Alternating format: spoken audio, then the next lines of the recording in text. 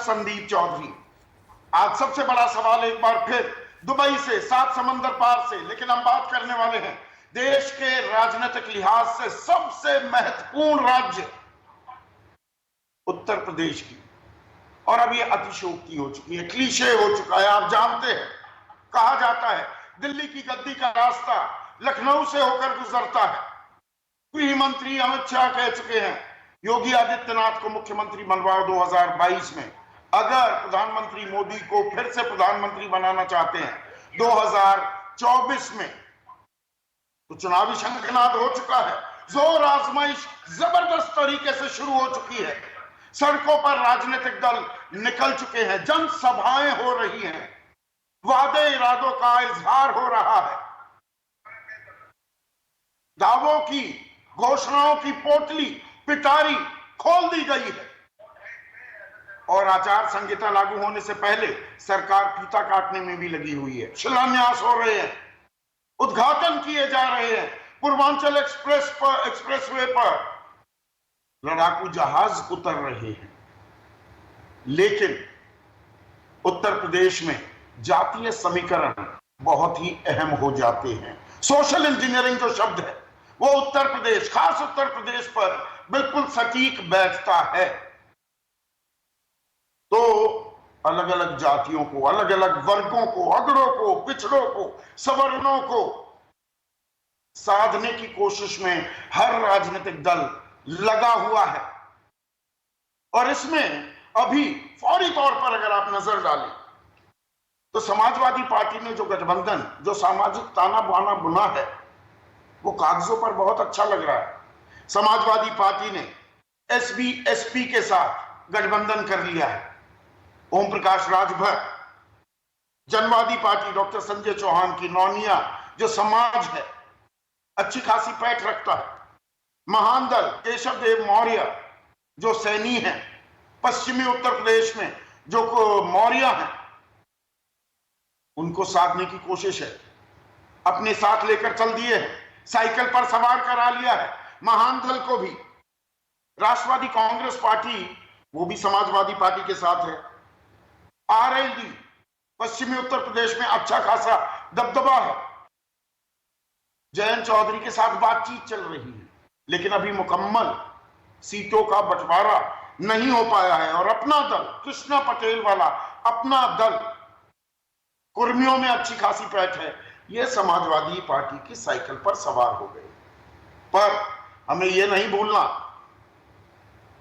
कि जो कागजों पर अच्छा लगता है, कई बार जब चुनावी नतीजे आते हैं वो सब कुछ बेमानी साबित हो जाता है। 2019 में बुआ और बबुआ, मायावती और अखिलेश यादव साथ आए थे, साथ में जयंत चौधरी भी थे, लेकिन बाजी मार ले गई बीजेपी। 2017 में 2 लड़के साथ चले थे, राहुल गांधी और अखिलेश यादव, लेकिन सुपड़ा साफ कर दिया था बीजेपी ने। पर 2017 में और मेरे सहयोगी राजीव रंजन ने एक बहुत ही पते की बात कही थी।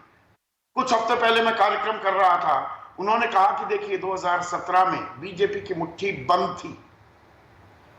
चुनाव दरअसल कोई चेहरा नहीं था बीजेपी के पास, मुख्यमंत्री पद के चेहरे की घोषणा नहीं की थी, नोटबंदी की गई थी।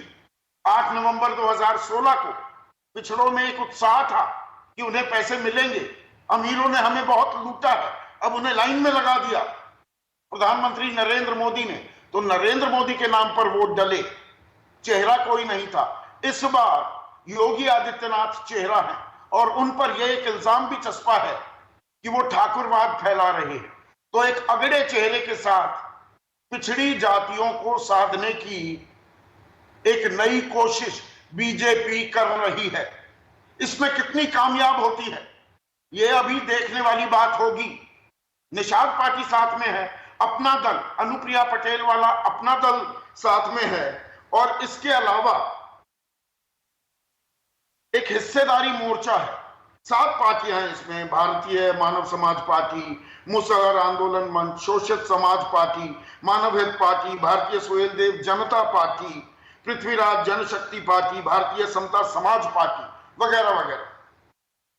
तो इनके साथ उतर रही है बीजेपी चुनावी मैदान में और कांग्रेस को हाथ लगाने को तैयार नहीं, समाजवादी पार्टी।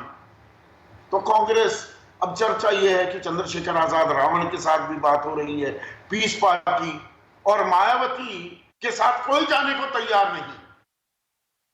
तो इसमें एक बात साफ होती दिख रही है, इसमें ज्योतिषी भविष्यवाणी करने की कोई जरूरत नहीं है। सिंपल कॉमन सेंस की बात है कि आज की तारीख में सीधी टक्कर बीजेपी के गठबंधन और समाजवादी पार्टी के गठबंधन के बीच उत्तर प्रदेश में होती दिखाई दे रही है।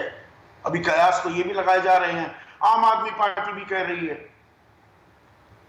अखिलेश यादव से हम समझौता करना चाहते हैं, असदुद्दीन ओवैसी कह रहे हैं 10-15 सीट हमें दे दो।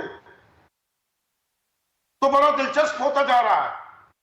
मुद्दे तो हैं, मुद्दे अभी उन्होंने शेप नहीं ली है, शक्ल अख्तियार नहीं की है कि सबसे बड़े मुद्दे क्या होंगे, लेकिन जातीय समीकरण कौन किसके साथ, ये एक बड़ा टॉकिंग पॉइंट है आज की तारीख में उत्तर प्रदेश के चुनाव में। तो ऐसे में आज का सबसे बड़ा सवाल, और सवाल बहुत अहम है, गौर से सुनिएगा, सवाल क्या है? यूपी में गठबंधन की तैयारी, किसका पलड़ा भारी?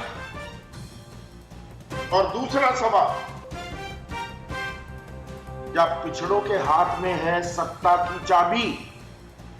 चर्चा में मेरे साथ बीजेपी की ओर से रामेश्वर चौरसिया, कांग्रेस की तरफ से खेमा संभाल रहे हैं, मोर्चा संभाल रहे हैं, उनके दबंग चेहरा राजेश मिश्रा, आशुतोष वर्मा समाजवादी पार्टी के राष्ट्रीय प्रवक्ता, इसके अलावा अरुण राजभर एसपी के युवा चेहरा संजय निषाद, डॉक्टर संजय निषाद पार्टी के सर्वे सर्वा इस चर्चा में जुड़ चुके हैं, और दो और खास मेहमान राजनीतिक विश्लेषक हैं, किसी परिचय के मोहताज नहीं। प्रदीप सिंह मेरे साथ हैं और मेरे सहयोगी सुकेश रंजन स्टूडियो में मौजूद हैं। तो रामेश्वर चौरसिया जी, सोशल इंजीनियरिंग की बिना पर चुनाव पिछले 2 दशक से लड़े जा रहे हैं ना, इसमें तो कोई शक शुबा नहीं है। अगर मैं ये कहूं, पहले तो आप करेक्ट कर लीजिए, मैं अभी बीजेपी में नहीं हूं, मैं किसी दल में नहीं हूं। अच्छा, चलिए थोड़ा बीजेपी की बात तो करेंगे ना। हाँ, रहा हूं उस पार्टी में 32 साल, तो स्वाभाविक है।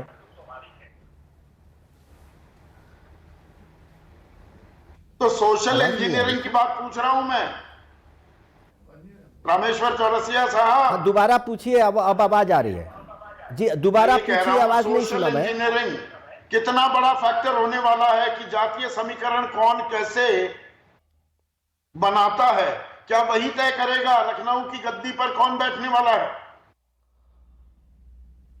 देखिए प्रदीप जी, ये तो सच्चाई है, इससे आप इनकार नहीं कर सकते हैं। और सोशल इंजीनियरिंग से कोई भी पार्टियां, चाहे कांग्रेस भी पहले राज की इतने सालों तक सोशल इंजीनियरिंग के बदौलत की, और भारतीय जनता पार्टी भी उसी के बदौलत कर रही है। और मैं तो रह चुका हूं वहां, मैं देखता हूं कि जितने आप लीडरशिप नहीं देखिए, एक मंच पर देखिएगा तो भारतीय जनता पार्टी के मंच पर आपको सोशल इंजीनियरिंग दिखेगा, हर वर्ग के लोग दिखेंगे, तो जनता को लगता है कि मेरा नुमाइंदा तो यहीं पर बैठा है। और बाकी पार्टियों की जब बात करेंगे तो एक चेहरा दिखता है, एक परिवार दिखता है, तो उसका खामियाजा बाकी पार्टियां भुगतती है। और मैं मानता हूं कि देखिए, पिछले लोकसभा चुनाव 14 का था, मैं सहप्रभारी था वहां, या 17 का चुनाव, मैं ईमानदारी से आपको बता दूं कि हम लोगों ने सोशल इंजीनियरिंग के चलते जिले जिसकी आप बात करना चाह रहे हैं, ओबीसी, अति पिछड़ा और वैश्य की, उनकी बड़ी बड़ी सभाएं कराई गई थी, और भारतीय जनता पार्टी के बड़े बड़े नेता वहां जाते थे। उस समय राष्ट्रीय अध्यक्ष अमित शाह जी थे, वो भी जाते थे, योगी जी भी जाते थे, केशव मौर्य भी जाते थे, और हर दल, हर समाज से लोग जाते थे भाषण देने के लिए।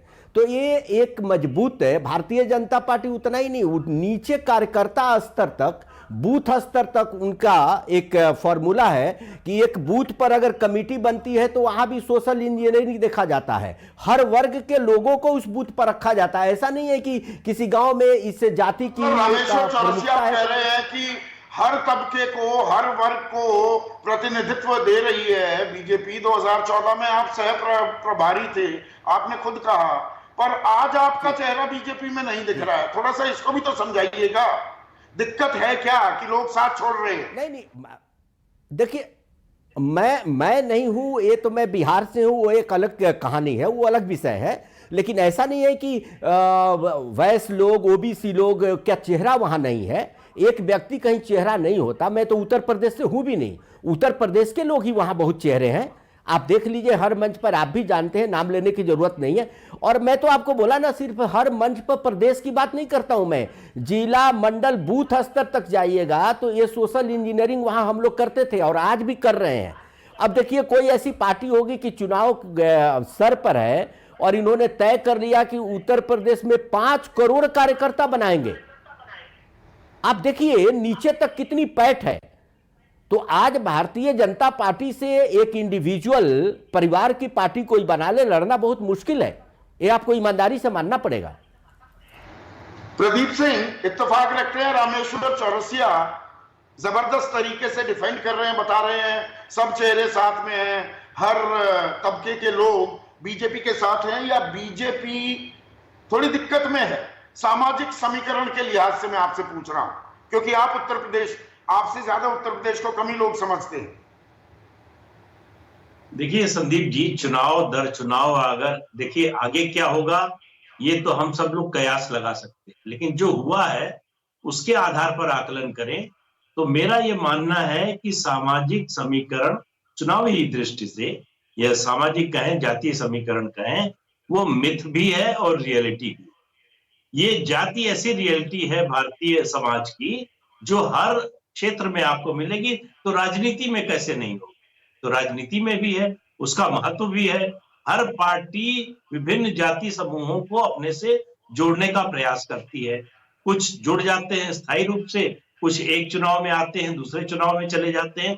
ये क्रम चलता रहता है, पार्टियां ऐसा करती रहती। दो आप उदाहरण देखिए कि 2017 देखिए जब बीजेपी ने सोशल इंजीनियरिंग की, बल्कि 2014 से ही किया था क्योंकि विधानसभा की बात हो रही है, तो 2017 की बात करें तो एक परफेक्ट कॉम्बिनेशन बनाया और उसका नतीजा सामने आया कि अकेले 312 और सहयोगियों के साथ। कॉम्बिनेशन है क्या? वही सवाल है मेरा ये कहना है कि आप देखिए उत्तर प्रदेश में जातीय समीकरण की दृष्टि से परफेक्ट कॉम्बिनेशन अगर कोई था तो 2019 के लोकसभा चुनाव में जब सपा, बसपा और आरएलडी साथ, नतीजा क्या हुआ? तो कॉम्बिनेशन बनने से नहीं होता, जातियों के नेताओं के जोड़ने से नहीं होता। नीचे केमिस्ट्री बनी है क्या? आपने उनको कुछ दिया है क्या? बीजेपी की स्थिति यह है कि वो 17 से 22 के बीच में, मतलब 22 आने ही वाला है, वो इन जातियों के लोगों को प्रतिनिधित्व दिया है, राजनीतिक सत्ता में हिस्सेदारी दी है। बाकी जातियां प्रॉमिस कर रही, बाकी पार्टियां प्रॉमिस कर रही। अब उनके प्रॉमिस पर लोग कितना भरोसा करते हैं? अगर उनको लगा कि नहीं, बीजेपी से जितनी अपेक्षा थी उतना तो नहीं मिला, तो ये जातियां हमको ज्यादा ये पार्टियां ज्यादा दे सकती है, तो उनकी तरफ जा सकते हैं। लेकिन इतनी जल्दी ये केमिस्ट्री बनती नहीं, अर्थमेटिक तो बहुत जल्दी बन जाती। केमिस्ट्री आपने बना ली और चुनावी गणित भी वैसा ही साबित हो, ऐसा नहीं होता है। लेकिन आप भी उस कार्यक्रम में थे, जो बात मेरे सहयोगी राजीव रंजन ने कही, माहौल देखते रहते हैं, पूरे सूबे में घूम रहे हैं, गांव देहात, ग्रामीण अंचल, शहरों में, कस्बों में। उन्होंने कहा कि 2017 में बंद मुट्ठी थी बीजेपी की, दरअसल चेहरा प्रधानमंत्री नरेंद्र मोदी थे। लेकिन इस बार क्या आप, ये बड़ा बदलाव है और ये एक यक्ष प्रश्न भी है, लिटमस टेस्ट भी है बीजेपी के लिए कि योगी आदित्यनाथ एक अगड़ा चेहरा, और जिन पर यह चस्पा है, आप शायद इस बात को मानेंगे कि भाई वो ठाकुरवाद फैला रही है, ये चर्चा चल रही है, तो अगड़े चेहरे के साथ पिछड़े वोट बैंक को बीजेपी साध पाएगी? ये दरअसल सबसे अहम सवाल होगा, चुनावी नतीजे इसका जवाब देंगे। नहीं संदीप जी, आप देखिए तो भारतीय जनता पार्टी नहीं, जनसंघ के समय से देखिए तो जनसंघ जो है अति पिछड़ों के एक वर्ग का और सवर्णों के एक वर्ग को साथ कर चलती रही। तो ये कोई पहली बार नहीं हो रहा। ये कल्याण सिंह के समय भी पिछड़े और अगड़े साथ थे बीजेपी। अगर ऐसा नहीं हो तो बीजेपी सत्ता में आ ही नहीं सकती। अगर आती रही है तो उसका एक कारण यही है। दूसरी बात, वो बात आपने ठीक कही कि बंद मुट्ठी थी 17 में, इस बार खुली मुट्ठी है। योगी आदित्यनाथ के रूप में एक स्टेट लीडर बीजेपी को मिला है, एक चीफ मिनिस्टर मिला है। ये जो ठाकुरवाद की बातें हैं ये राजनीतिक हलकों में ज्यादा है। आप योगी आदित्यनाथ के खिलाफ जातिवाद का ही एकमात्र आरोप लगा सकते हैं। आम लोगों की नजर में वो गोरक्षपीठाधीश्वर है, राजनीतिक लोगों के नजर में वो एक जाति को रिप्रेजेंट करते हैं।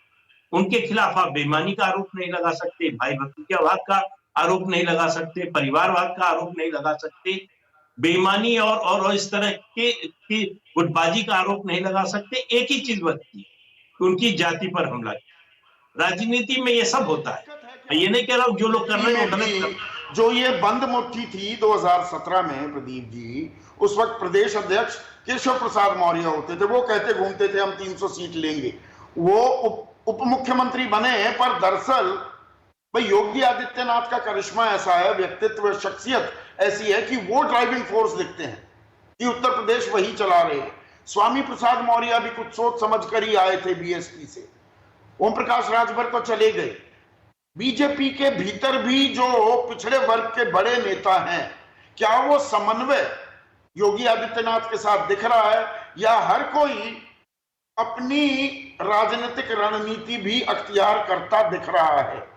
ये होता है ना पार्टियों।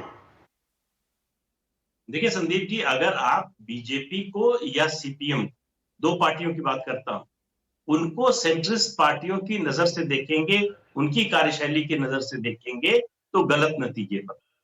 ये कैडर बेस्ड पार्टी, यहां नेता तब तक नेता है जब तक कैडर साथ। आपने कल्याण सिंह का हश्र देखा, उमा भारती का देखा, शंकर सिंह वाघेला का देखा। बड़े बड़े नेता जो लगता था कि पार्टी से बड़ा हो गया है कद, जैसे ही कैडर ने छोड़ा खत्म हो गए। पार्टी का कैडर जो है वो सिर्फ नेता को नहीं देखता, वो पार्टी की नीतियों को, सिद्धांत को, और बीजेपी में जो ज्यादातर लोग हैं कार्यकर्ता और निचले स्तर पर, वो संघ से आए हुए, संघ से जुड़े हुए लोग हैं। तो इसलिए बीजेपी में अब आप बताइए कि पिछड़ों को प्रधानमंत्री पद से बड़ा पद और क्या दे सकती है कोई पार्टी? जो भारतीय जनता पार्टी के प्रधानमंत्री हैं नरेंद्र मोदी, पिछड़ा वर्ग से आते हैं, तो इससे बड़ा पद तो कोई पार्टी दे नहीं सकती। और देने की बात हो तो आप बताइए। ठीक है डॉक्टर आशुतोष वर्मा, कागजों पर, और कागज मेरे सामने है, कागजों पर आपका सामाजिक ताना बाना बड़ा दुरुस्त दिख रहा है, और सही कहा प्रदीप सिंह ने। इससे भी बेहतर कॉम्बिनेशन तो आपने 2019 में बना दिया था, बुआ बबुआ साथ में जयंत चौधरी। अच्छी खासी आपने एक केमिस्ट्री बना दी थी, तो नतीजा तो सबके सामने है। इस बार जो कागजों में दिख रहा है वो जमीन पर उतरेगा। आशुतोष वर्मा जी। संदीप जी, देखिए ऐसा है कि कोई भी चुनाव पिछले चुनाव के तरीके से वैसे ही हो जाए, ये सोचना किसी भी राजनीतिक, इससे बड़ी राजनीतिक भूल नहीं हो सकती है। देखिए समाजवादी पार्टी इस बात को समझती है कि 2017 में जब चुनाव हुआ तो जैसे हम लोगों ने भी आकलन किया, हम लोगों ने इसके बारे में समझा, तो मोटी मोटी 4 बातें हम लोगों को समझ में आई। नंबर 1 कि हमने कांग्रेस से जब गठबंधन किया तो बहुत ज़्यादा सीटें कांग्रेस को दे दी, लगभग 100 सीटें, तो 400 में लगभग 25% सीटें हमने दूसरी पार्टी को दे दी, और समाजवादी पार्टी सिर्फ 300 सीटों पर लड़ पाई। नंबर 1। नंबर 2 जो हमको समझ में आया कि भारतीय जनता पार्टी ने एक नैरेटिव सेट किया और किसी भी मुस्लिम कैंडिडेट को टिकट भी नहीं दिया, जिससे एक पोलराइजेशन की एक लहर चलाई।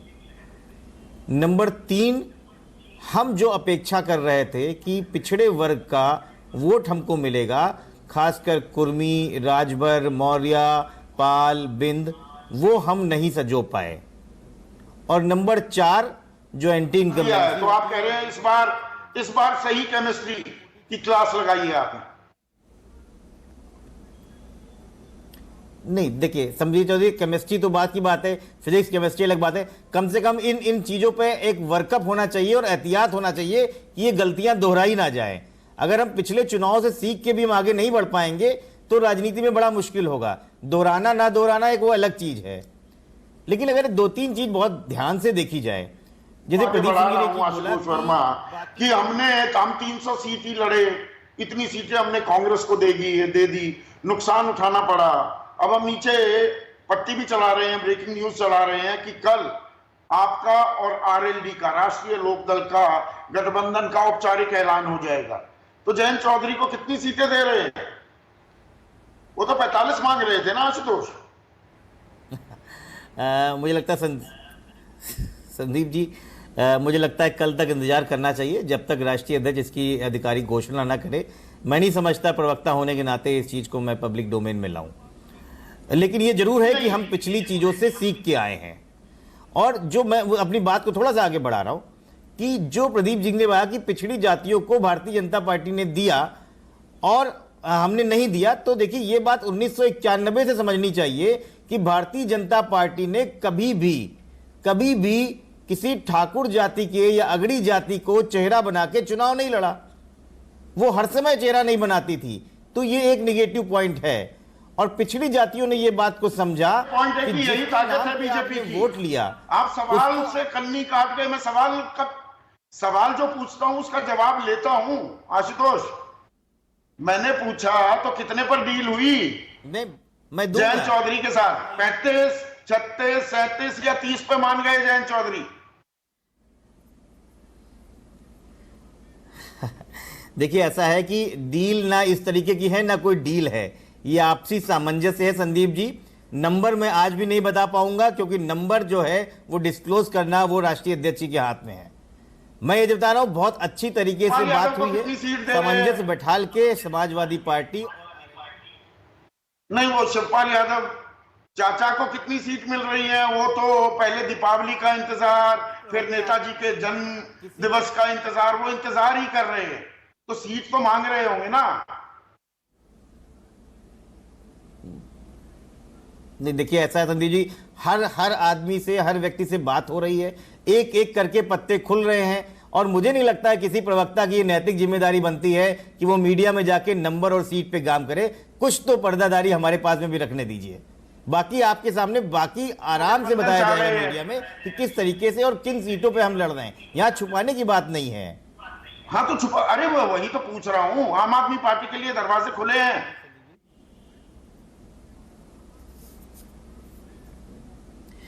देखिए समाजवादी पार्टी हर उन छोटे दलों से जो भारतीय जनता पार्टी को समाजवादी पार्टी के साथ लड़ने को तैयार है, उसके लिए दरवाजे खुले हैं।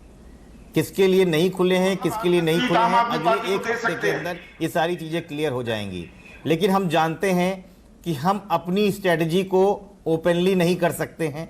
हम लोग काम करेंगे और खुल के काम करेंगे, बता के काम करेंगे दुनिया को। कोई पीठ पीछे काम नहीं होगा, क्योंकि हम जानते हैं भारतीय जनता पार्टी एक मायावी पार्टी है। ये लोगों में भ्रम पैदा कर देगी। ओवैसी के लिए दरवाजे खुले हैं, वो भी 10-15 सीट मांग रहे हैं। नहीं, उनके लिए साफ तौर से राष्ट्रीय अध्यक्ष अखिलेश यादव ने साफ तौर से मना किया था कि हम असदुद्दीन ओवैसी की पार्टी से फिलहाल कोई बात नहीं कर रहे हैं और ना ही कोई बात हुई है। बहुत साफ रास्ते बंद, पर आम आदमी पार्टी के लिए रास्ते खुले हैं। इसीलिए मैंने लगातार ये 3-4 सवाल आपसे पूछे।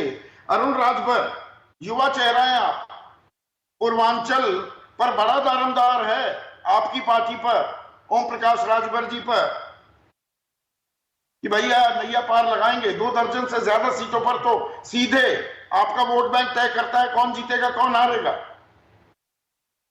देखिए सर, 2017 में भारतीय जनता पार्टी का सत्ता का रास्ता सुहेल देव भारतीय समाज पार्टी ने पूर्वांचल से खोला हुआ था और 125 सीटें हम पूर्वांचल में एक सीटों पर हमने 20,000, 25,000, 30,000, 40,000 वोट ट्रांसफर करा करके भारतीय जनता पार्टी को जिताने का काम किया था। लेकिन जिन आधार पर भारतीय जनता पार्टी ने हमसे दोस्ती किया था, हम सरकार बनाए, हम सरकार में शामिल हुए, जिन उम्मीदों के साथ हम सरकार में शामिल हुए, हमारे लोगों का वह उम्मीदें पूरी नहीं हो पाई। और भारतीय जनता पार्टी हमें आरोप प्रत्यारोप के दायरे में खड़ा कर दिया कि नहीं, ये अपने दम पर नहीं जीत सकते, ये ऐसे है, तमाम तमाम बातें करने लगे। लेकिन वादा ये होता है कि जो गठबंधन से पहले जो बातें होती है और सरकार बनने के बाद जो काम होना चाहिए, भारतीय जनता पार्टी ने नहीं किया। और भारतीय जनता पार्टी बराबर यह कहती रही कि हमारे छोटे छोटे समस्याएं हैं, चाहे आवास का समस्या हो, पेंशन का समस्या हो, नाली नपवाने का समस्या हो। जब मैं 200 मीटर सड़क मंत्री होते हुए हम नहीं बनवा पाए, तो आप समझ सकते हैं कि उत्तर प्रदेश की जनता का विकास भारतीय जनता पार्टी कितना कर रही होगी। हम सवाल इस बात से नहीं लड़ रहे थे कि हमारा व्यक्तिगत निजी कोई लड़ाई है, हम तो सामाजिक न्याय समिति की रिपोर्ट लागू करना चाहते थे। जो आजादी के 74 साल में अति पिछड़े समाज को न्याय नहीं मिल पाता है, दरोगा बनने का, लेखपाल बनने का, एसडीएम बनने का, सीडीओ बनने का, हम उनको रास्ता दे रहे थे। लेकिन ये भारतीय जनता पार्टी हमें सिर्फ बरगलाती रही, घुमाती रही। तो हम उन अति पिछड़ों को जगाने का काम किए हैं जो 43 से जनता पार्टी ने आपको 8 सीटें दी थी अरुण पिछले चुनाव में। समाजवादी पार्टी आपको कितनी सीटें दे रही है? देखिए सर, 8 सीटें उन्होंने दिया, लेकिन 4 ऐसी सीटें थी जिसपे उन्होंने अपना प्रत्याशी उतार दिया। और हमारा प्रत्याशी अगर 44,000 वोट पाया तो उनका 48,000 वोट पाया और हमारा प्रत्याशी हार गया।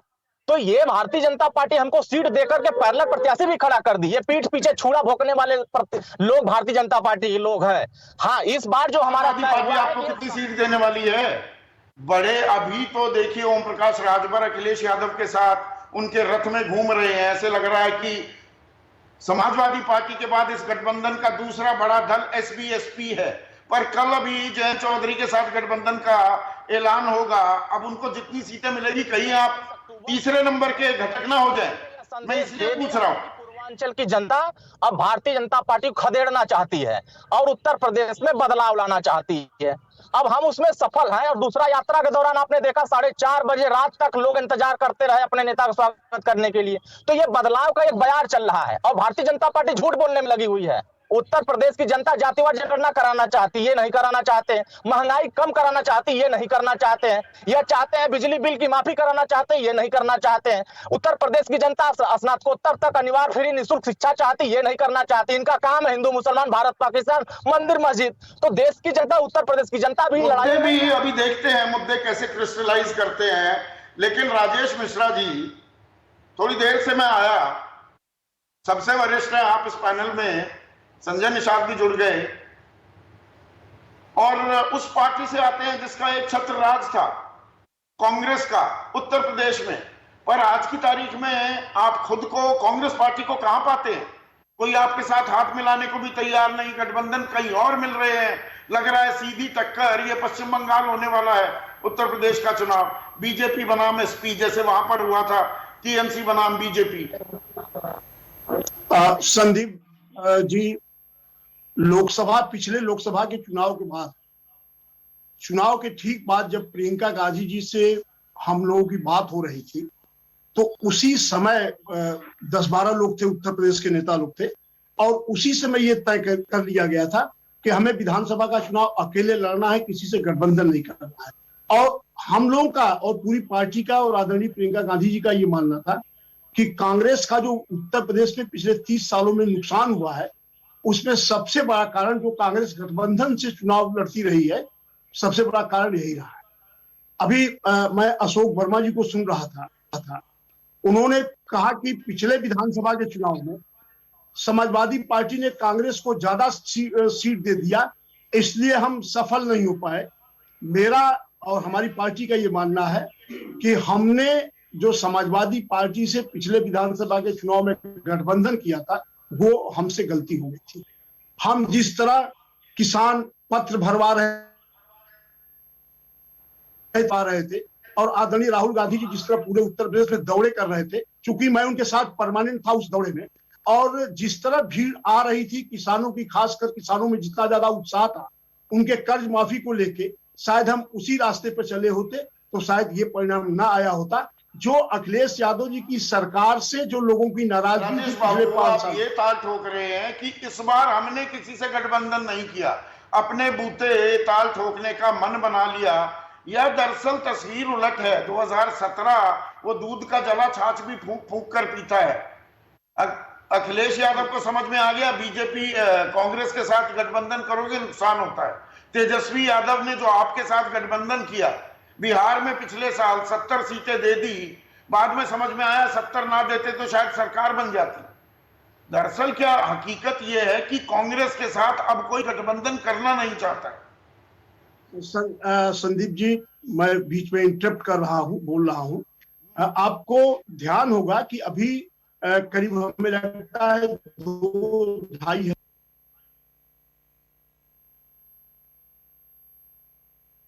हम किसी से गठबंधन नहीं करने जा रहा है, उनका ये फैसला था। उसके बाद और सारे दल अभी आपस में बात कर रहे हैं, कौन किसका गठबंधन कर रहा है, कौन नहीं कर रहा है। समाजवादी पार्टी का अपना दल से, समाजवादी पार्टी का जो है आरएलडी से और तमाम सारे दूसरे दलों से जो बातचीत चल रही है। लेकिन आज से 15-16 दिन पहले प्रियंका गांधी ने अनाउंस कर दिया कि मुझे अकेले उत्तर प्रदेश में चुनाव लड़ना है और हमारी तैयारी पूरी तरह से अकेले लड़ने की है। चंद्रशेखर रावण के साथ पीस पार्टी के साथ कोई गठबंधन हो सकता है, राजेश मिश्रा? या जब जो हमारी नेता प्रियंका गांधी जी का जो ऐलान है कि हमें अकेले चुनाव लड़ना है, मैं उस पे कायम हूं कि कांग्रेस पार्टी अकेले चुनाव लड़ेगी। 403 उम्मीदवार हैं आपके पास। आप कहिए तो एक विधानसभा में 7, 8, 9 कैंडिडेट हैं। उसे तय करने में दिक्कत हो रही है कि हम किसे चुनाव लड़ाएंगे। 15 कैंडिडेट हैं इस बनारस में। बहुत सारे सहयोगी कांग्रेस के ही लोग मुझे बताते हैं कि हाँ, फसल तो अच्छी बो दी, 40% टिकटें महिला उम्मीदवारों के लिए, कई वो जो 7 प्रतिज्ञाएं लेकर घूम रहे हैं, फसल तो अच्छी बो दी, काटने के लिए है ही नहीं कार्यकर्ता। काटेगा कौन? फसल बोने के बाद काटनी पड़ती है। संदीप जी, अभी आज से 1 महीने पहले बनारस में, जिसको आज की तारीख में माननीय प्रधानमंत्री जी का गढ़ कहा जा रहा है, हम लोगों ने जो प्रियंका गांधी जी की रैली बनारस में कराई, वो हमें लगता है कि मैं बनारस से सांसद रहा, 2 बार विधायक रहा, एमएलसी रहा ग्रेजुएट कॉन्स्टिट्यूंसी से, बीएचयू छात्र संघ का अध्यक्ष रहा, लेकिन इतनी बड़ी रैली किसी दल के किसी नेता की बनारस में नहीं हुई थी। और यहाँ नहीं, रैलियां तो आप बड़ी करते हैं, रैली तो 2017 में भी बहुत बड़ी हुई थी, हुआ क्या उसका?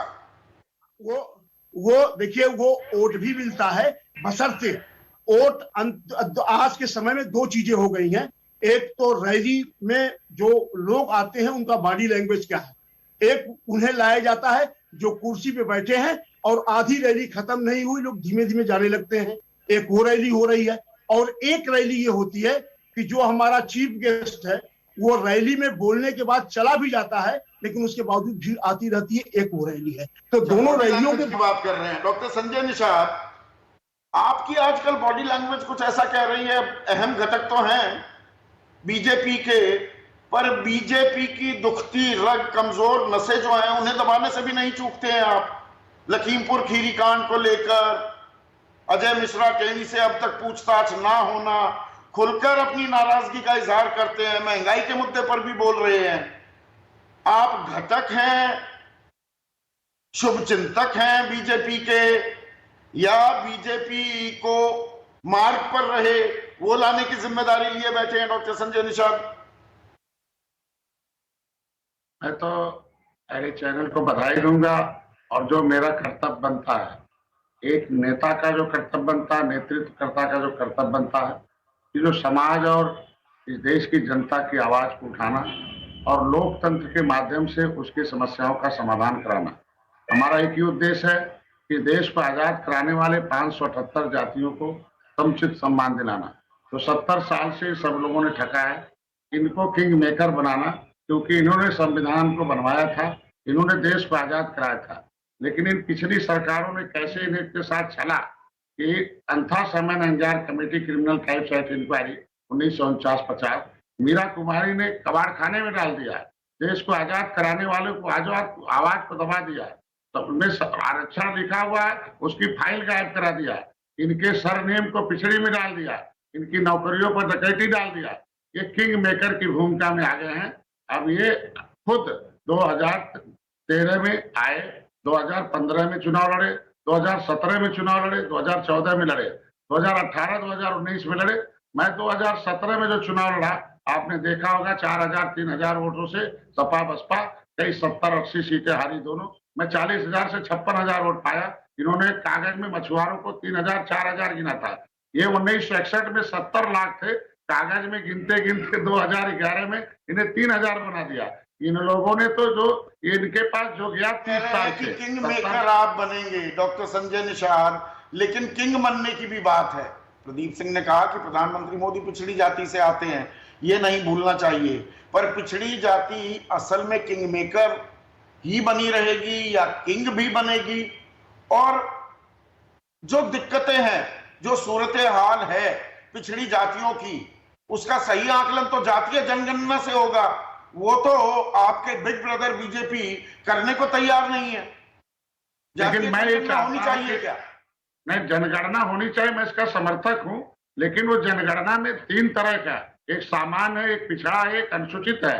लेकिन उसमें से 37% जो अति पिछड़ी जातियां हैं, वो राष्ट्रपति के नोटिफिकेशन में जो गणना करने के लिए 1961 में भेज रखा है, उसके अनुसार गणना होनी चाहिए ना। पहले ये विसंगति दूर हो जाए कि वो जातियां हैं कहाँ, पिछड़ी में है, अनुसूचित में है, तब गिनती हो ना। ये जब भी इनकी बात आती है, जो 17 पिछड़ी जात का नाम लेते हैं, जो हमारे लोग सरनेम है, भर है, राजभर है, प्रजापति है, शिल्पकार है, मैं कहता हूँ लेदरमैन है, वाशरमैन है, फिशरमैन है, क्राफ्ट्समैन का भी लिखा है। तो इनका अनुसूचित जात की सूची में पहले सूचीबद्ध तो कर लिया जाए। उनको तो उनका जो क्लियरिफिकेशन है, जो उनका एक्सप्लेनेशन है, एक्सप्लेनेशन हो जाए, फिर इंक्लूजन की बात ही नहीं है, एक्सप्लेन कर दे, गणना कराएं। ये लोग तो इन्हें गिनते पिछड़ी में। जब सामाजिक न्याय समिति का रिपोर्ट कहता है कि पिछड़ी जात का 27% मलाई एक आदमी खा रहा है, एक बार खा रहा है, उसमें 3000 परिवार लखनऊ के इर्द गिर्द चंगू मंगू खा रहे हैं। और 66 जो अनुसूचित जात का समूह है, उसमें गांव का दलित अभी भी वैसे दलदल में है, रिक्शा वाले बेटा रिक्शा चला रहा है। और जो आईएएस की जनगणना होनी चाहिए ना रामेश्वर चौरसिया साहब। देखिए, पिछड़े वोट बैंक को साधने की कोशिश, मेरा दूसरा बड़ा सवाल यही है, पिछड़ों के हाथ में है क्या यूपी की सत्ता की चाबी? तो उनके हाथ में अगर चाबी है, जैसे उन्हें साधा जा रहा है, तो जातीय जनगणना क्यों नहीं कराने को तैयार है केंद्र सरकार? और आप बिहार से आते हैं, बिहार में आप ही के गठबंधन के मुख्यमंत्री नीतीश कुमार सीधा ये बात कह रहे हैं कि जातीय जनगणना होनी चाहिए। देखिए संदीप जी, जातीय जनगणना के पहले मैं एक दो चीज़ों पर प्रकाश डाल दूं। जो अभी आप बात कर रहे थे, सिर्फ जातियों के नेता एक वर्ग के निकल गए तो सारे जात उनको वोट दे देंगे, ऐसा नहीं होता है। जब मैं आपको 17 की बात बोल रहा हूँ, 14 छोड़ दीजिए, 17 में एक चीज़ था, हम लोग जब गांव-गांव भी जाते थे तो एक था कि भाई बहुत ही अराजकता हो गई है, किसी के ज़मीन पर कोई कब्जा कर लेता है, सरकारी ज़मीन पर भी एक वर्ग के लोग कब्जा कर लेते हैं। जिस तरह से आपको याद है कि बिहार में जो कुशासन चला था, अपहरण राज चला था, आज तक उसका खामियाजा आरजेडी भुगत रही है। और यही था पिछली सरकार जो सपा की सरकार थी, इसका खामियाजा उन्होंने भुगता। और उसका भुक्तभोगी सबसे ज़्यादा कौन होता है? ये पिछड़े लोग होते हैं।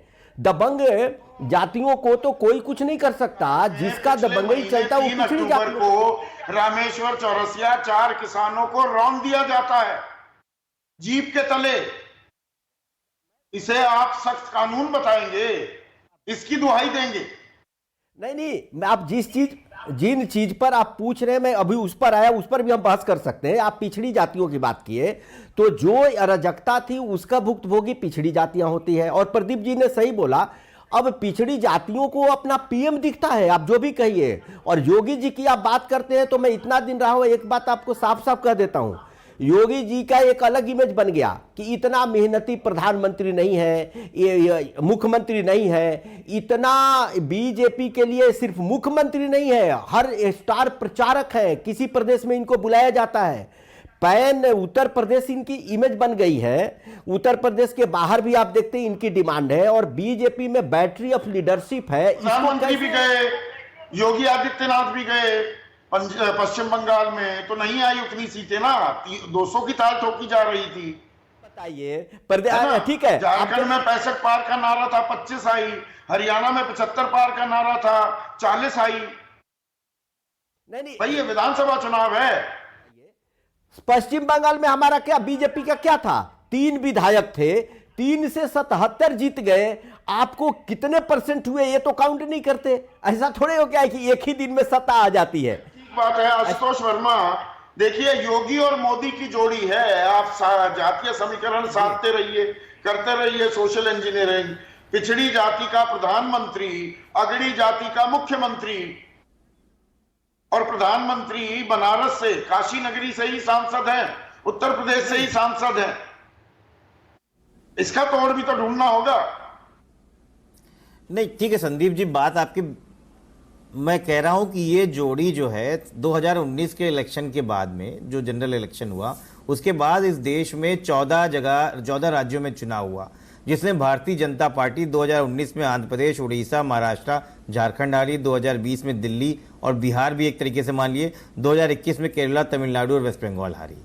तो क्या यहाँ मोदी का जादू नहीं चल रहा था, या यहाँ योगी प्रचार करने नहीं गए थे? तो इस तरीके की बातें मत करें आप, इस तरीके की बातें करना एक अनर्गल है। बात पिछड़ों की चल रही थी कि भारतीय जनता पार्टी ने कल्याण सिंह को जिस दिन हटाया था और राम प्रकाश गुप्ता को उस दिन मुख्यमंत्री बनाया था, उस दिन ये बात समझ में आ गई थी कि किस तरीके से पिछड़ों को मुख्यमंत्री बनाना अब भारतीय जनता पार्टी के लिए मुनासिब नहीं है। पिछड़ों के ऊपर राजनीति, विनय कटियार पूछ रहे थे, शादी उमा भारती पिछड़ी थी, क्यों नहीं उनको आपने राम मंदिर में कहीं पे जगह दी? तब आप लोगों की जबान कहाँ चली गई थी? जब लगातार हम पिछड़ों की बात कर रहे हैं, केशव देव मौर्य की अगुवाई में आपने चुनाव लड़ा, एक ऐसा परसेप्शन बनाया कि यही मुख्यमंत्री बनने जा रहा है, और जब मुख्यमंत्री बनने लगे तो एक ठाकुर जाति की लेके आ गए, उसकी आपने उसको आपने सीट तक नहीं दिया, आपने स्टूल में बैठा ले रखा। जाति के है ना। राजेश मिश्रा, एक क्विक कमेंट आपसे चाहूंगा। क्या अब ये विधानसभा चुनाव जिनका हम जिक्र कर रहे थे, जो गठबंधन भी बनते हैं या सीधी टक्कर भी होती है, कांग्रेस विलुप्त होती जा रही है कहीं ना कहीं उसमें, और जो शतरफ हैं रीजनल लीडर्स, वो अपनी मौजूदगी अब दर्ज करा रहे हैं? संदीप भाई, एक इससे हट के मैं एक बात कहना चाह रहा था।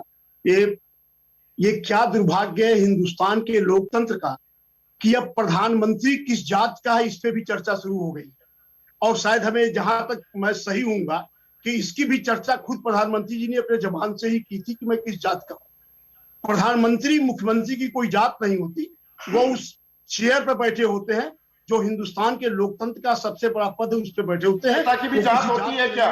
पूरे देश आपके अध्यक्ष थे उस वक्त, जनेऊधारी ब्राह्मण बताते घूमे अपने आप को राहुल गांधी। नहीं, ऐसा राहुल जी ने, संदीप भाई, कभी नहीं कहा था। मैं गलत हूं तो आप बताइए कि आदरणीय प्रधानमंत्री जी ने कहा था कि नहीं कहा था, और राहुल गांधी जी ने कब कहा कि मैं जनेऊधारी हूं? आपके मुख्य प्रवक्ता रणदीप सुरजेवाला ने बाकायदा बयान दिया, राहुल गांधी जनेऊधारी ब्राह्मण है। मीडिया है ना। रणदीप सुरजेवाला कहे हो, उस पे मैं नहीं बोल रहा हूं, लेकिन आदरणीय राहुल गांधी जी ने इस बात को अपनी जुबान से कभी नहीं कहा। और दूसरी तरफ वो प्रधानमंत्री भी नहीं है, वो सिर्फ राष्ट्रीय अध्यक्ष थे, और आदरणीय प्रधानमंत्री जी तो प्रधानमंत्री हैं, उन्होंने अपनी जुबान से कहा।